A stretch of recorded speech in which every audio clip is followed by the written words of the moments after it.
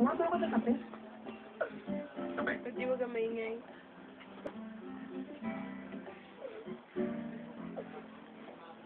Waldo! Mali ka pong natulungan ng reflex ah. Hindi pa pinupunasan to?